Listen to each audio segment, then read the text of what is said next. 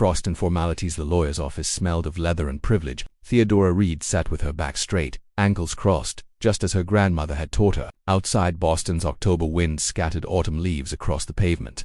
But inside, a different kind of chill permeated the air.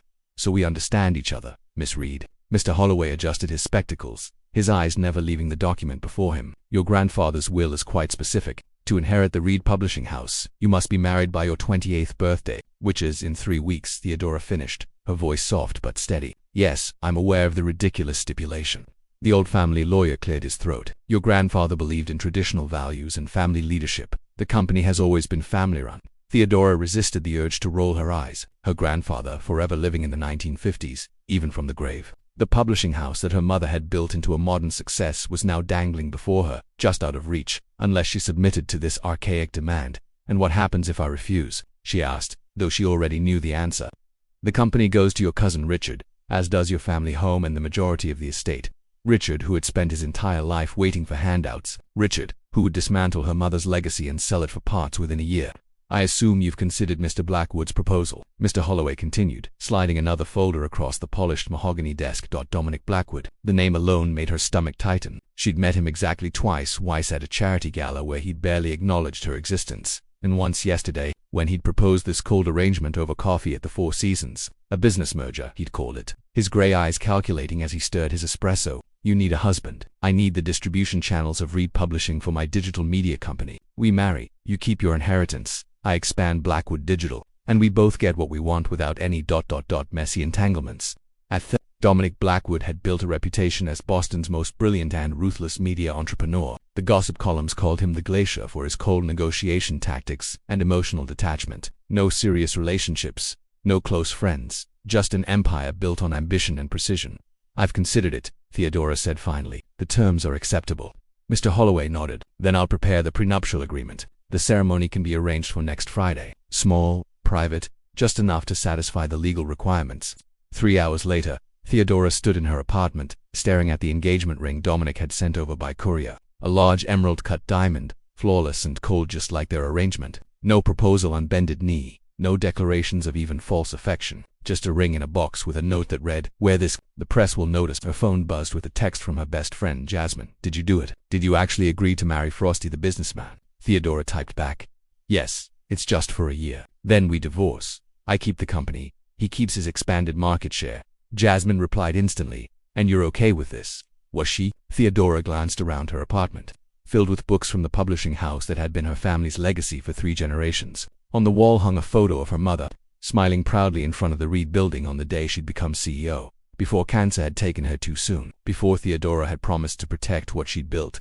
"I'm fine," she texted back. "It's just business." The following week passed in a blur of paperwork and pragmatic planning. Their wedding would take place at the courthouse, followed by a small reception at Dominic's penthouse, just enough to convince the world this was legitimate.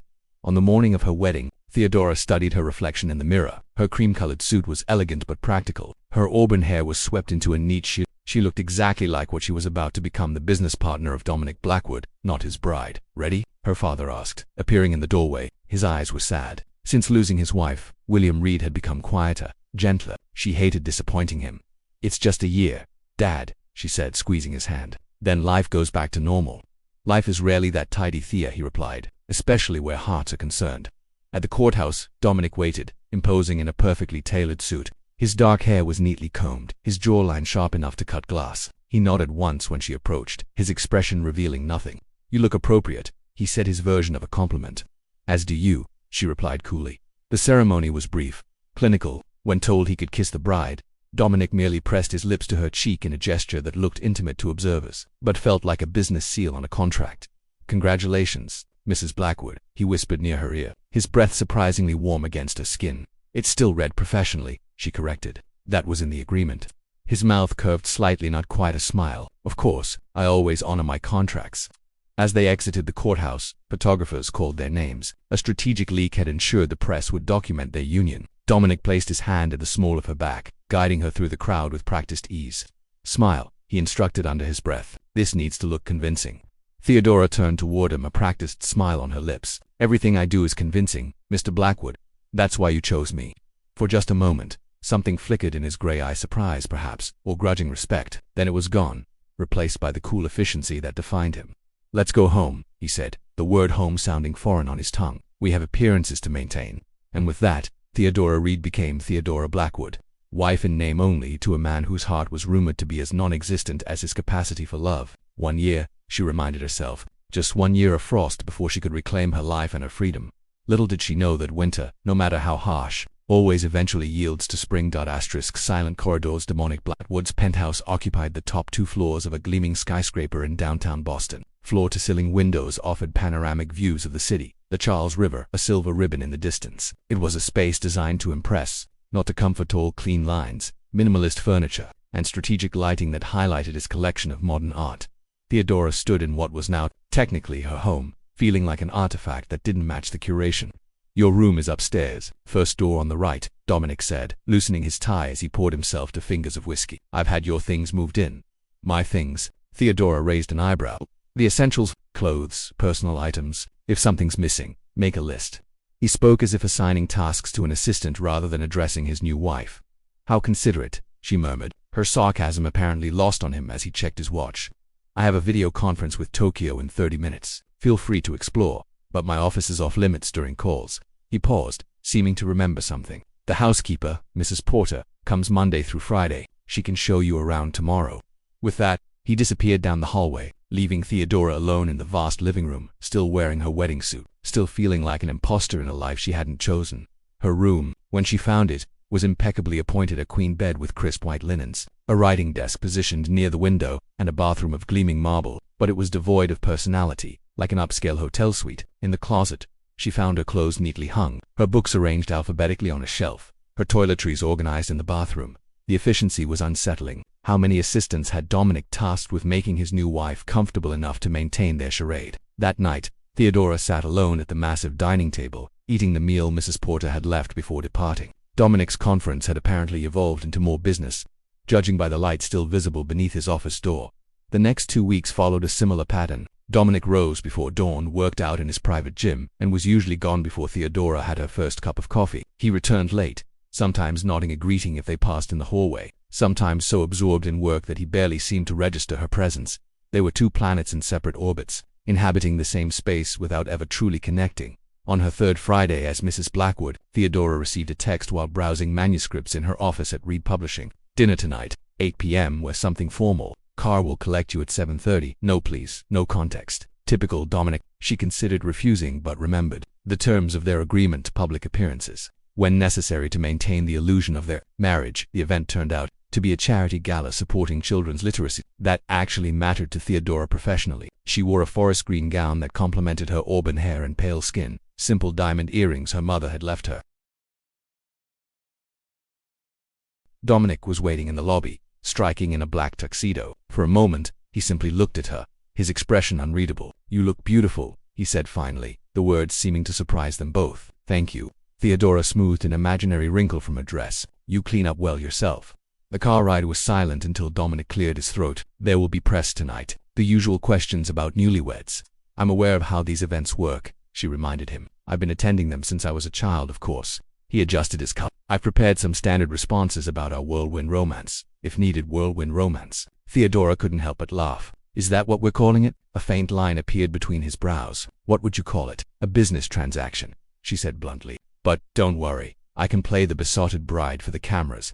Something like annoyance flashed across his face. "Just follow my lead." At the gala, they performed their roles flawlessly. Dominic kept his hand at the small of her back, leaned in to whisper in her ear occasionally, usually mundane observations about the other guests, and even smiled a practiced expression that never quite reached his eyes. Theodora laughed at the right moments, gazed admiringly at her husband when photographers were near, and spoke passionately about literacy initiatives when introduced to potential donors. "You two are just delicious together," gushed Vivian Harlow, chairwoman of the event and notorious gossip. "I must admit, Dominic, I never thought I'd see the day. However did you convince this lovely creature to marry you?" Dominic's hand tightened slightly on Theodora's waist. "Sometimes the right person makes you reconsider all your priorities," he said smoothly. "And what about children?" Vivian pressed. "The Blackwood Empire needs heirs, surely." Theodora felt Dominic stiffen beside her. Before he could respond, she interjected, "We're enjoying being newlyweds for now." She placed her hand over Dominic's on her waist, feeling the coolness of his wedding band. Some things shouldn't be rushed. Later, in the car ride home, Dominic was unusually quiet. Did I say something wrong? Theodora finally asked, breaking the silence. He glanced at her, then back out the window. No, you handled Vivian well. She was being intrusive. She always is. He hesitated. Thank you for not elaborating on the children question. Something in his tone made Theodora study his profile more carefully. I assumed that wasn't part of our arrangement. It isn't, he said firmly, and the subject was closed. The following Tuesday, Theodora came home early with a migraine to find Dominic's office door ajar. She passed quietly, not wanting to disturb him, but paused when she heard his voice gentler than she'd ever heard it. I know, Mom. Yes, I'm taking the medication. No, the doctors say there's no change yet. Curious despite herself, Theodora lingered. I can come visit this weekend, Dominic continued. Yes, I'll bring her soon. I promise. We're still adjusting. A pause. I know you want to meet her. Soon. Okay. Theodora stepped away, not wanting to eavesdrop further, but the damage was done. She'd glimpsed something she wasn't meant to see, a crack in Dominic's perfect facade, a hint that perhaps there was more to the glacier than his public persona suggested. That night, she left a cup of herbal tea outside his office door with a note, for stress. It helps me in the morning. The cup was clean in the dishwasher. No acknowledgement, no thanks, but no rejection either. Small steps in a house full of silence. The following weekend, Dominic informed her that they would be having dinner guests. His first acknowledgement that this penthouse was, in theory, their shared home. Business associates? She asked, looking up from her book. No, he seemed unusually hesitant. My sister, Eleanor, and her husband James. They want to meet you. Theodora blinked in surprise. In all her research on Dominic before agreeing to their arrangement, his family had rarely been mentioned. She knew his father had died years ago and there was a mother somewhere, but details were scarce. I didn't realize family dinner was part of our agreement, she said carefully. Something like frustration crossed his face. It's not, but Eleanor is persistent, and it would look strange if I kept my wife away from my family. Of course, Theodora nodded. Appearances must be maintained. The dinner itself was a revelation. Eleanor Blackwood-Hayes was Dominic's opposite in every way, warm, effusive, with an infectious laugh, and a tendency to touch people when she spoke. Her husband James, a pediatric surgeon, had a quiet humor that complemented her energy. Most surprising was how Dominic changed in their presence. His shoulders relaxed, his expressions became more natural, and once or twice, Theodora even heard him laugh genuinely, a rich sound she'd never experienced before. Theo, may I call you Theo? Eleanor asked over dessert. I have to know how you broke through my brother's famous defenses. We'd all but given up hope. Dominic shot his sister a warning look, but she ignored him, eyes twinkling mischievously at Theodora. I guess I just ... Theodora hesitated, glancing at Dominic, finding his gaze fixed on her with an intensity that made her cheeks warm. I just saw something in him that maybe others didn't take the time to see. It wasn't exactly a lie. She had seen something in Dominic, a strategic partner, a means to an end. But sitting here, watching him with his sister, she wondered what else there might be beneath the surface that she had yet to discover. After Eleanor and James left, Dominic and Theodora stood in the kitchen, an awkward silence between them as Mrs. Porter's assistant cleaned up around them. Thank you, Dominic said finally. Eleanor can be overwhelming. I liked her, Theodora replied honestly. She adores you. Something softened in his expression. She sees the best in everyone, always has, even in the glacier, Theodora ventured, using his media nickname. For a moment she thought she'd gone too far. Then, unexpectedly, one corner of his mouth lifted in what might almost be called a smile. Even in me, he acknowledged. Good night, Theodora. As he walked away, Theodora realized it was the first time he'd wished her good night in the month they'd been married. A small thing, perhaps, but in a house of silence, even whispers could echo. Cracks in the ice. November in Boston brought early darkness and a damp chill that seeped through the penthouse's perfect insulation. Theodora found herself spending more evenings at home, curled in the living room with manuscripts in a blanket rather than working late at her office. The silence of the apartment had become familiar, if not comfortable. On a particularly blustery Tuesday evening, the power went out across downtown. Theodora was reviewing a promising debut novel when darkness fell, the only light coming from the city below, and the faint glow of her tablet. She was searching for candles in the kitchen when the elevator doors opened, revealing a rain-drenched Dominic. His usual impeccable appearance was disheveled hair plastered to his forehead, suit jacket darkened with moisture.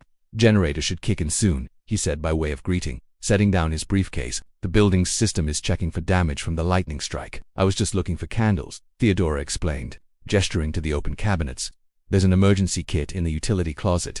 He moved past her, his sleeve brushing hers, leaving a damp imprint. In the darkness, his proximity felt different, less clinical, more human. The utility closet yielded flashlights, battery-powered lanterns, and candles in heavy glass containers. As Dominic reached for the top shelf, he winced, his hand going to his shoulder. Are you all right? Theodora asked, holding a lantern up to see better. Old injury, he muttered. Acts up in weather like this. Something in his tone discouraged further questions, but as they set up lanterns around the living room, Theodora's curiosity got the better of her. How did you hurt it? Dominic was silent so long she thought he wouldn't answer. Then, arranging candles on the coffee table, he said, rowing accident. College, you were a rower. She tried to picture a younger Dominic, part of a team working in unison with others. Harvard varsity crew. He straightened, running a hand through his damp hair. Tore my rotator cuff senior year. End of my athletic aspirations. I'm sorry, Theodora said, meaning it. That must have been difficult. He glanced at her, as if assessing the sincerity of her sympathy. It was a long time ago. The emergency lights suddenly came on, bathing the room in a soft glow. Outside, the rain intensified, pelting against the windows. Dominic checked his watch. Mrs. Porter left dinner in the warming drawer before the outage. He said, it should still be hot. Normally this would be where their interaction ended, Dominic retreating to his office, Theodora eating alone. But tonight, perhaps because of the storm or the unusual circumstance of the power outage, he added, shall we eat? They set up an impromptu dinner by lantern light at the kitchen island. Mrs. Porter had prepared her specialty, cock oven with pearl onions and wild mushrooms. The rich aroma filled the kitchen as they served themselves. This is delicious, Theodora said, breaking the silence. Mrs. Porter is a treasure. She worked for my parents, Dominic replied, surprising her with the personal detail. She's practically family. You don't talk about your family much, Theodora observed, then wondered if she'd overstepped. Dominic took a sip of water, considering his response. Not much to tell. My father built Blackwood Media from nothing. Eleanor and I grew up in the business. He died when I was 12, and I took over. He delivered the information like a resume bullet point. And your mother, Theodora ventured, remembering the phone call she'd overheard. Something shifted in his expression. She lives in Cambridge. Alzheimer's early onset. His voice was matter-of-fact, but his knuckles whitened around his fork. For years now, Theodora absorbed this revelation, pieces clicking into place. The private phone calls, the mention of medication, his reaction to Vivian's question about heirs. I'm so sorry, Dominic, she said softly. That's heartbreaking. He looked up, surprise evident in his gray eyes, perhaps at her genuine sympathy, or perhaps that she'd used his first name, something she rarely did. It's genetic, he said after a moment, his voice low. Her father had it too. 50% chance I inherited the gene. The implication hung between them, his reluctance to have children, the statistical likelihood of passing on such a devastating condition. Have you been tested? She asked gently. He shook his head once. No point. No cure either way. They ate in silence for a few minutes, the revelation casting the man beside her in a new light. Dominic Blackwood wasn't just a cold businessman. He was a son watching his mother disappear piece by piece, carrying the shadow of the same fate over his own life. Is that why you work so hard? Theodora asked, making the most of the time you have. Dominic set down his fork, studying her with an intensity that made her breath catch. You're very perceptive. It's my job to understand people's motivations, she said. What makes characters and readers tick? And what do you think makes me tick? Theodora Reed. His use of her maiden name seemed deliberate, a reminder of her separate identity in this arrangement. She considered him thoughtfully. Fear, she said finally. Not of failure, you're too confident for that. Fear of leaving nothing behind that matters. Fear of being forgotten. For a moment, Dominic looked genuinely startled, as if she'd seen through walls he thought impenetrable. Then his expression closed again, though not completely. Enough amateur psychology, he said, but without real irritation. Tell me about this manuscript you've been absorbed in all week. The conversation shifted to her work, the promising new author she'd discovered, the challenges of the changing publishing landscape, the digital initiative she hoped to launch at Reed Publishing. To her surprise, Dominic listened attentively, asking insightful questions that revealed a genuine understanding of her industry. You've done your research, she commented. I research everything thoroughly, he replied with a slight shrug, especially business partners. Is that all I am? The question slipped out before she could stop it. Dominic regarded her silently for a moment. What else would you be? Before she could answer, the main lights flickered on, the hum of electricity returning. The spell of their unusual dinner of candlelight and unexpected confessions was broken. I have emails to catch up on, Dominic said, standing and taking his plate to the sink. Thank you for the company. As he turned to leave, Theodora called after him. I visit my mother's grave every Sunday. If you'd ever like company when you visit your mother in Cambridge, I wouldn't mind. He paused in the doorway, his back to her. For a moment, she thought he hadn't heard or would ignore the offer. Then, without turning, he said quietly, I'll keep that in mind. The following Sunday, Theodora was surprised to find Dominic in the kitchen when she came downstairs, dressed for her cemetery visit. He wore casual clothes, jeans, and a charcoal sweater that made him look younger, less formidable. I'm heading to Cambridge, he said, not quite meeting her eyes. If your offer still stands. They drove in his sleek Audi, the silence between them not uncomfortable for once. Theodora didn't press for conversation. Sensing Dominic needed space to prepare for what was clearly a difficult visit, the care facility was elegant and discreet, set amid gardens now dormant for winter. The staff greeted Dominic by name with the familiar warmth reserved for regular visitors. Evelyn Blackwood had her son's gray eyes and elegant bone structure, though her once dark hair was now silver. She sat in a sunroom overlooking the gardens, a book open but unread in her lap. "Mum," Dominic said gently, kneeling beside her chair, "I brought someone to meet you. This is Theodora." Evelyn looked up, her gaze clear for a moment. "The girl from your pictures," she said, smiling. "She's even prettier in person." Theodora glanced at Dominic, puzzled what pictures, but he avoided her eyes. "It's lovely to meet you, Mrs. Blackwood," she said, taking the older woman's offered hand. "Call me Evelyn, dear. Are you two still coming to dinner on Sunday? I'm making your favorite pot roast." Dominic's expression didn't change, but Theodora saw his throat work as he swallowed. "That sounds wonderful, Mom." The visit continued, like this, moments of lucidity interspersed with confusion, past and present blurring. Through it all, Dominic was infinitely patient, gently redirecting when necessary, never correcting or contradicting. When Evelyn grew tired, a nurse came to help her back to her room. As they walked down the hall, she turned back once. "She's the one, isn't she?" she asked her son, her voice suddenly clear. "The one who makes you smile again." Dominic squeezed his mother's hand. "Yes, Mom, she is." In the car afterward, Theodora broke the silence. "You're very good with her." Dominic kept his eyes on the road. "Lots of practice." What pictures was she referring to? His hands tightened on the steering wheel. "I keep a photo on her nightstand, from our wedding. It helps on days when she's more confused." Her context for who you are when I mentioned my wife. The thought of Dominic thinking of such a detail, a photo to help his confused mother understand his life, touched Theodora unexpectedly. "She was right about one thing," she said softly. "What's that?" "You do have a nice smile, when you actually use it." He glanced at her, startled, then looked back at the road, but not before Theodora caught the slight upward curve of his lips. Another crack in the ice. That evening, when Theodora emerged from her room after changing, she found a small package outside her door. Inside was a simple silver frame containing a photo from their wedding, a moment captured when they hadn't realized they were being photographed. Dominic was looking down at her, and while his expression wasn't quite a smile, there was something in his eyes that the camera had caught, something almost soft. There was no note, no explanation. None was needed. Theodora placed the frame on her nightstand and sat on the edge of her bed, wondering when exactly the lines of their business arrangement had begun to blur. Thawing hearts. December transformed Boston into a snow globe, the city draped in white as holiday lights twinkled through the early darkness. The Blackwood penthouse remained largely untouched by seasonal spirit until Eleanor arrived one Saturday morning, with an SUV full of decorations and an infectious determination. "Your home looks like a corporate hotel," she declared, pushing past Dominic with boxes of ornaments. "We're fixing that right now." Theodora, still in pajamas and clutching her coffee, couldn't help but smile at Dominic's resigned expression. "I'm guessing resistance is futile." "Always has been," he muttered, but helped carry in a 6-foot Fraser fur. What followed was a day unlike any Theodora had experienced in her 3 months of marriage. Christmas music filled the usually quiet apartment. James arrived with takeout for lunch. Eleanor directed operations with cheerful authority, assigning tasks and vetoing Dominic's attempts at minimalism. "Absolutely not," she said when he suggested limiting decorations to one corner of the living room. "This is your first Christmas as a married couple. It should be special." Theodora, balancing on a stepladder to hang lights along the ceiling, caught Dominic watching her with an unreadable expression. "What?" she asked, suddenly self-conscious. "Your sweater," he said. "It has reindeer on it." She glanced down at her old holiday sweater, worn and slightly pilled from years of use. "My mom and I had matching ones. It's tradition." Something shifted in his eyes. "It suits you." Before she could respond, Eleanor thrust a box of heirloom ornaments into his hands. "These go on the tree. And don't think I didn't notice you trying to hide the mistletoe I brought." By evening, the penthouse was transformed. Warm white lights traced the windows, evergreen garlands draped the mantel, and the tree stood resplendent with a collection of ornaments spanning decades of Blackwood family history.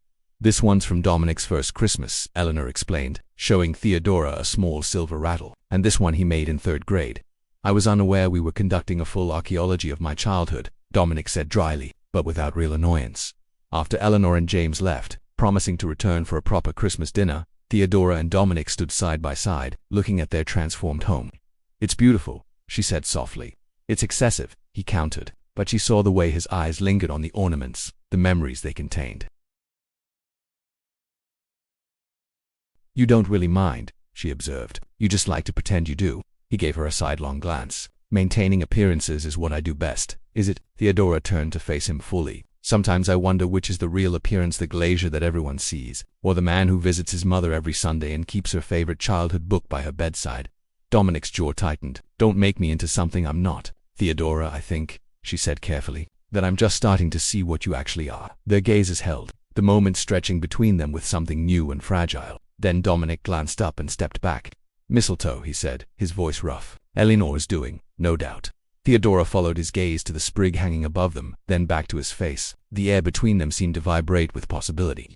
Tradition is tradition, she said softly. Dominic hesitated, then leaned forward slowly, giving her time to move away. When she didn't, he brushed his lips against hers, the lightest of touches, gentle and questioning. It was their first real kiss, and it lasted only a moment. But when he pulled back, they were both breathing a little faster, the rules of their arrangement suddenly much less clear. Good night, Theodora, he said, his voice lower than usual. She watched him walk away, her fingertips touching her lips where the warmth of his still lingered. Good night, Dominic, she whispered to the empty room.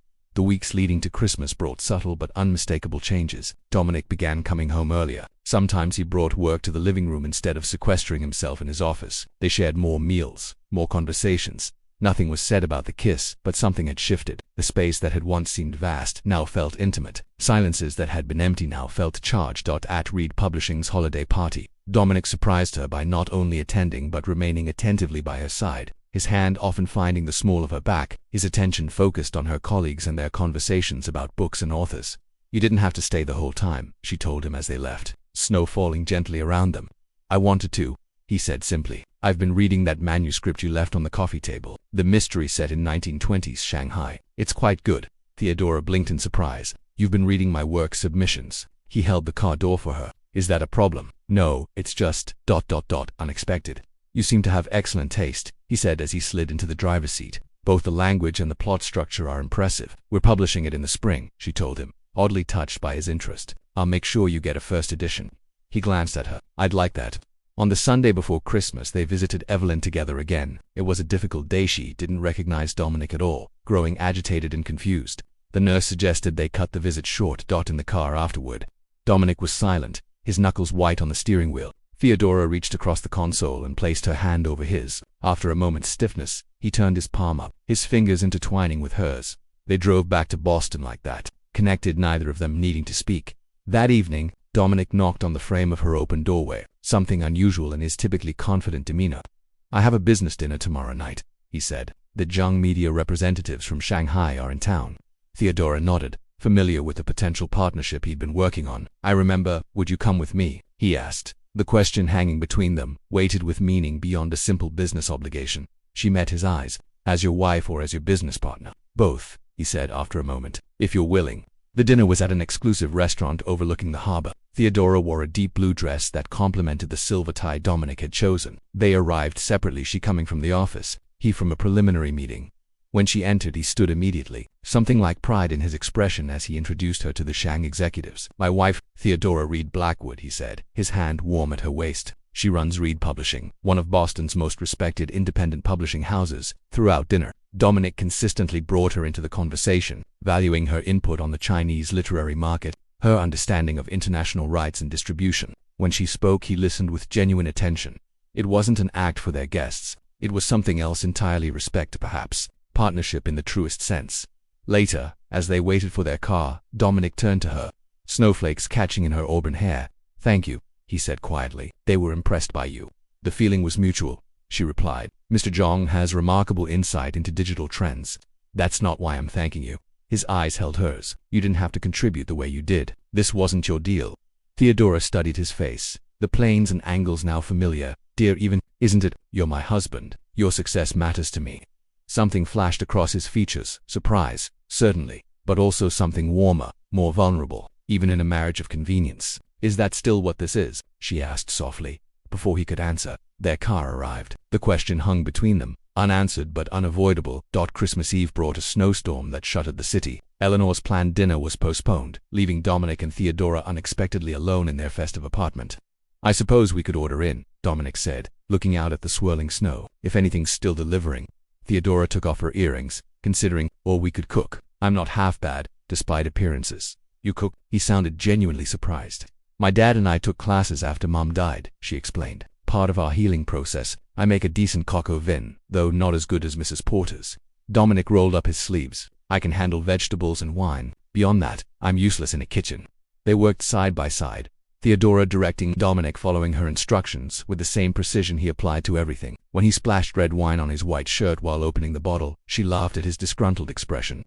"It's just a shirt, Dominic. Live a little." He looked at her, her cheeks flushed from the kitchen's warmth, hair escaping its elegant twist, and something in his expression softened. "I'm trying to," he said quietly. They ate by candlelight at the dining table, Christmas music playing softly in the background, snow falling outside the windows. Dominic opened a bottle of exceptional Bordeaux, and they really talked about books and business, childhood memories and future plans. "What happens when our year is up?" he asked suddenly, his gray eyes intent on hers. "According to our agreement, we divorce in September. You keep Reed Publishing. I retain my expanded market share."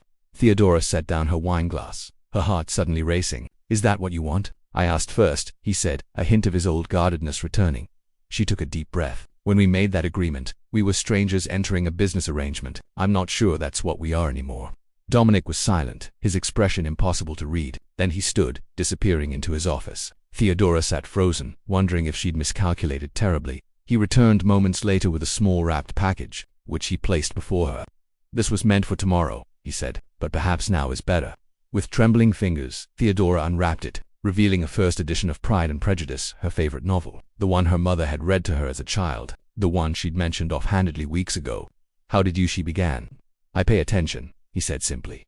Inside the cover was an inscription in his precise handwriting, to Theodora who saw winter and waited for spring. "Yours, Dominic." "Yours," she repeated, looking up at him, her eyes bright with unshed tears. Dominic moved around the table, kneeling beside her chair. "I had a whole speech prepared for when our year was up," he said, his voice rough with emotion. "Arguments for why we should consider a more permanent arrangement, logical reasons, practical benefits."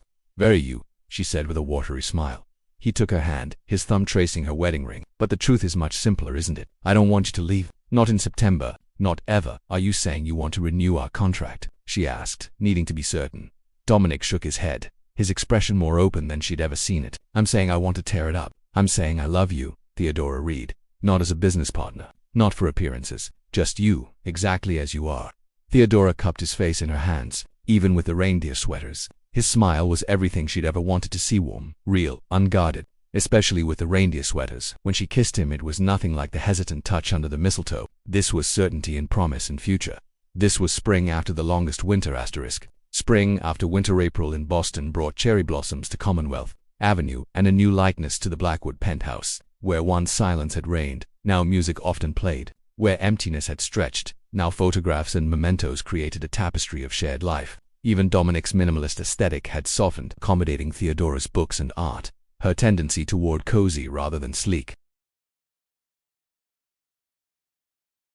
On a surprisingly warm Saturday morning, Theodora woke to find Dominic's side of the bed empty, a note on his pillow, "Roof garden, bring coffee." Curious, she pulled on a robe over her pajamas and made 2 cups of coffee, taking the private elevator to the rooftop terrace, a space Dominic had barely used in the years he'd owned the penthouse. She found him kneeling in garden beds that had been empty the day before, now filled with rich soil. Planters and pots surrounded him, bursting with seedlings and young plants. "What's all this?" she asked, handing him a mug. Dominic stood, brushing soil from his knees, another sight that would have been unimaginable 6 months ago. "You mentioned wanting a garden, space to grow herbs for cooking, flowers for cutting, so you just created one overnight." He shrugged, but she caught the pleased look in his eyes. "The building approved the plans months ago. I was waiting for the right weather."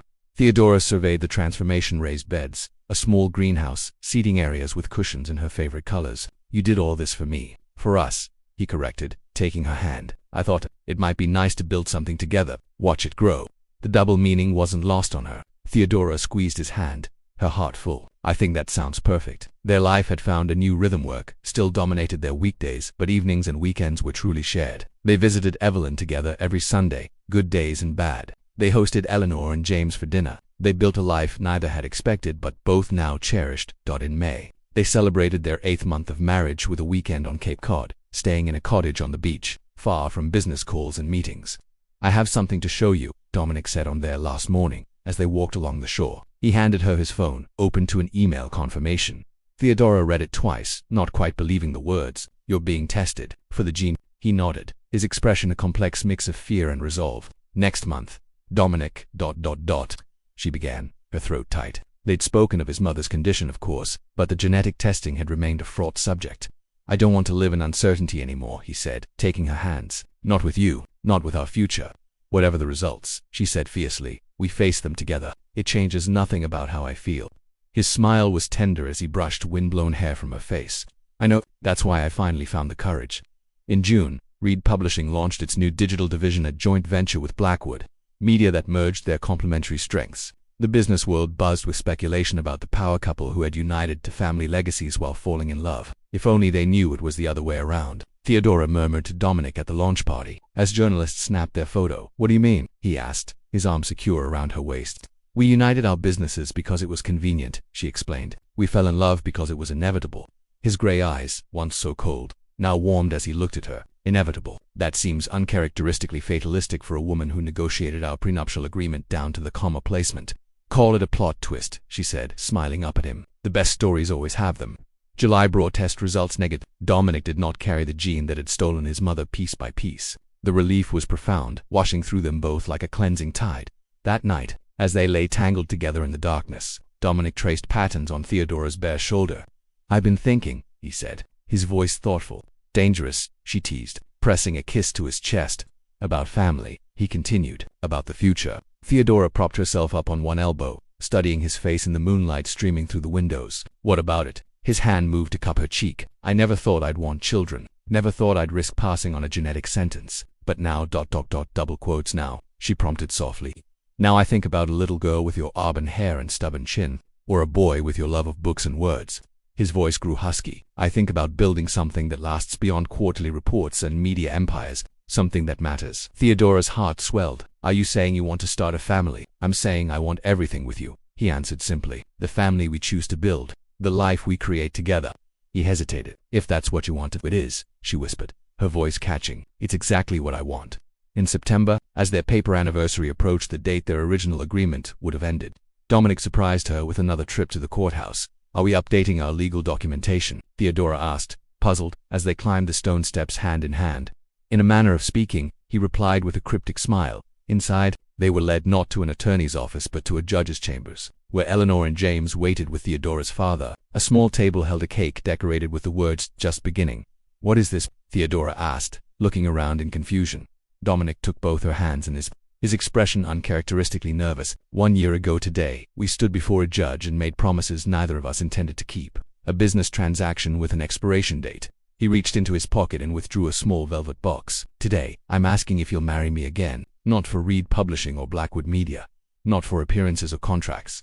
He opened the box, revealing a vintage emerald ring. But for love, just love. Tears filled Theodora's eyes as she looked from the ring to the man holding it, this complex, evolving, remarkable man who had journeyed from glacier to garden, from isolation to intimacy. I already married you once, Dominic Blackwood, she said, her voice steady despite her tears. But yes, I'll gladly do it again, and again, for as many years as we have. As he slid the emerald ring alongside her diamond wedding band, Dominic's smile was radiant, the smile of a man who had found his way home after the longest winter. I told you there was more to him than meets the eye, Eleanor whispered to Theodora as they signed the vow renewal papers. The glacier was always just a shell protecting the warmest heart. Later, at a celebration dinner at their now truly shared home, Dominic tapped his glass, calling for attention. A year ago, he said, looking around at their gathered loved ones before his gaze settled on Theodora, I thought I was making a calculated business decision, the most efficient path to what I wanted. He reached for her hand. What I didn't calculate was how completely one person could transform a life. How walls built over decades could crumble in months. How a marriage of convenience could become the most inconveniently wonderful thing that ever happened to me. He raised his glass. To my wife, Theodora, who taught me that the most valuable assets can't be listed on a balance sheet. Who showed me that the greatest risk is never opening your heart at all. As glasses clinked and congratulations flowed, Theodora leaned close to whisper in his ear. Not bad for a man once known as the Glacier. Dominic laughed, the sound now familiar and beloved. The ice age is officially over, Mrs. Blackwood. Good, she replied, kissing him softly. I've always preferred spring. And in the penthouse that had once been a fortress of solitude, now transformed into a true home, two people who had married for all the wrong reasons celebrated choosing each other for all the right ones, proving that sometimes the coldest beginnings can lead to the warmest of loves.